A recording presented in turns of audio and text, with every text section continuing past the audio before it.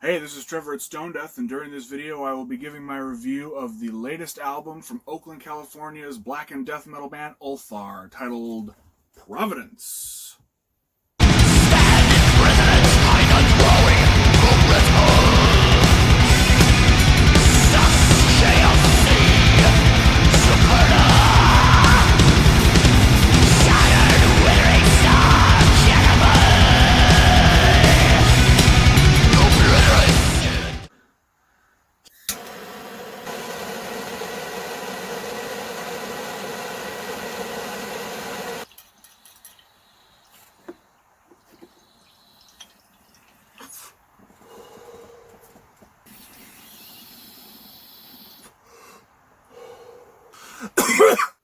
Ulthar released Providence in June of this year with the label 20 Buck Spin, and if you've been following them or the label for any significant amount of time, you're probably aware that it is the follow-up to their 2018 full-length Cosmovore. That's it right there.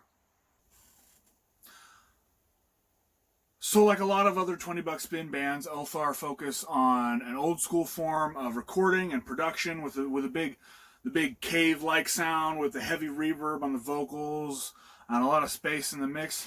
But at the same time, they don't follow necessarily the same trend, whereas a lot of other bands are either doing straight up 80s, 90s style death metal, or they're playing the doomier incantation side of stuff, just a lot of the slow, sludgy bits in between. These guys are playing Black and Death. And when I hear Black and Death, and when a lot of people hear Black and Death, they probably think the more modern groups like I hate to say fucking Behemoth or like Hate, who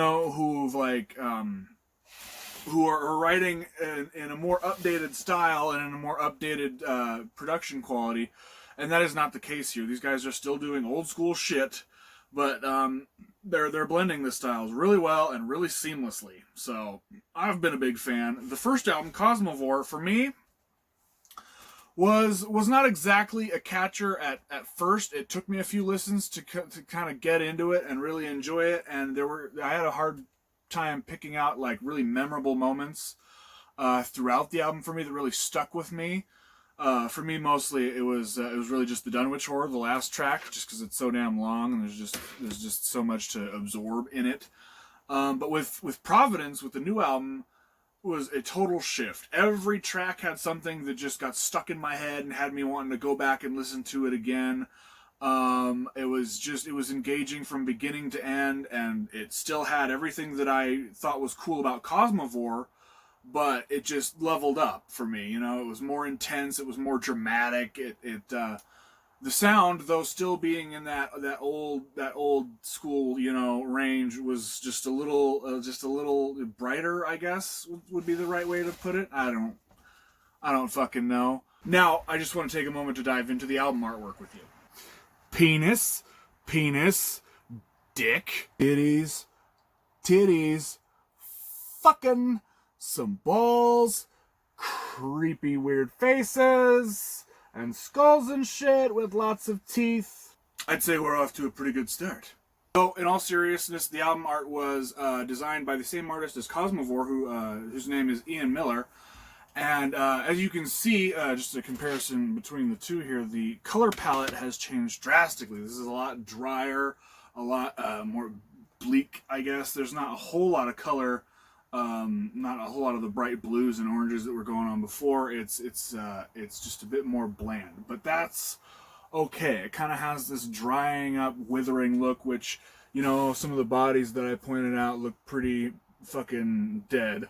So that works towards that element a little bit.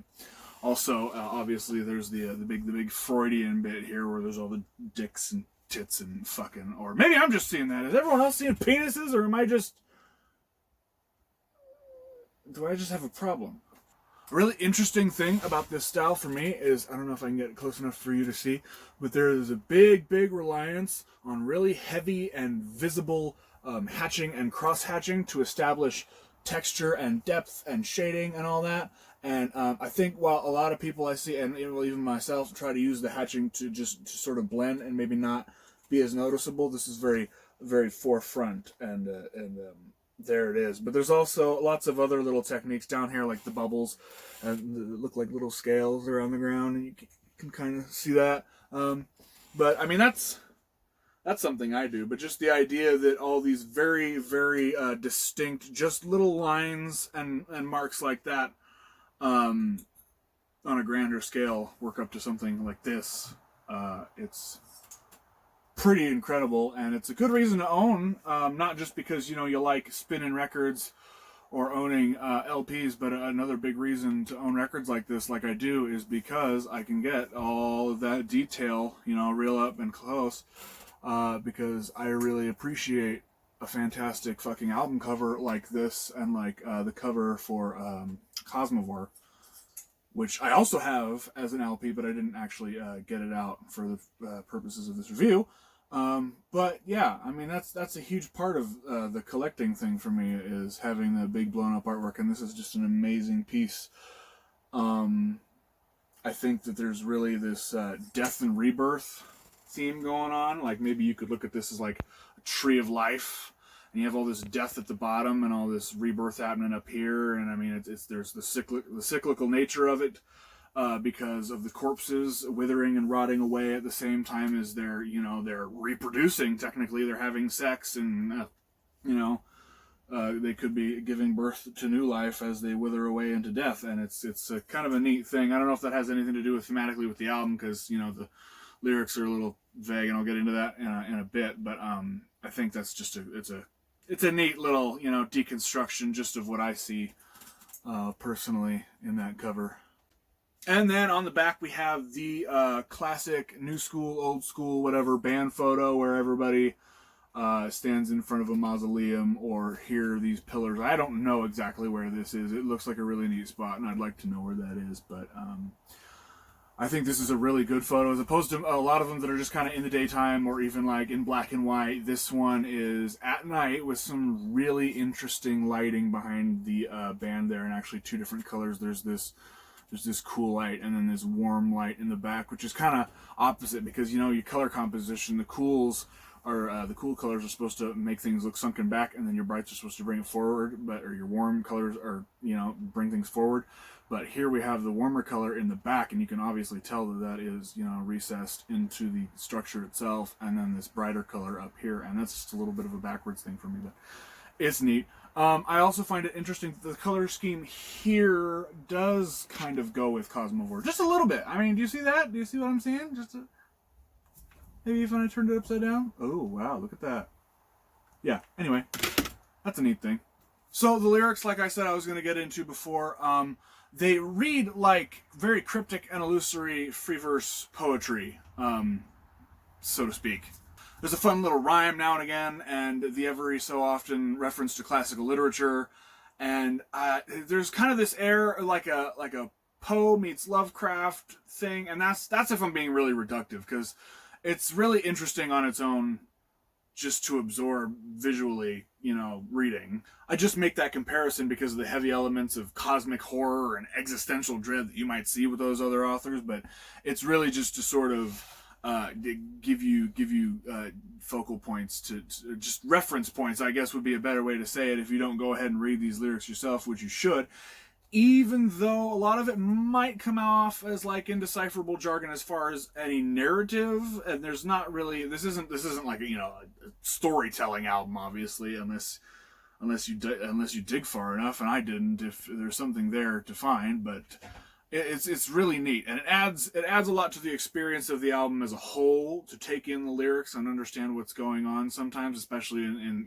there's genres like this where you can't do it on your own just with your ears. Lines like shattered star catapult, obliterated cylinders of drowning metal, or placentipede orifice, invertebrate swarm, consume horrid gory pustule brain spasm, blackening blanket of xanthic xerarchic, zombie skin sallow gash apoplectic, world-ending fever, a horror of torpor.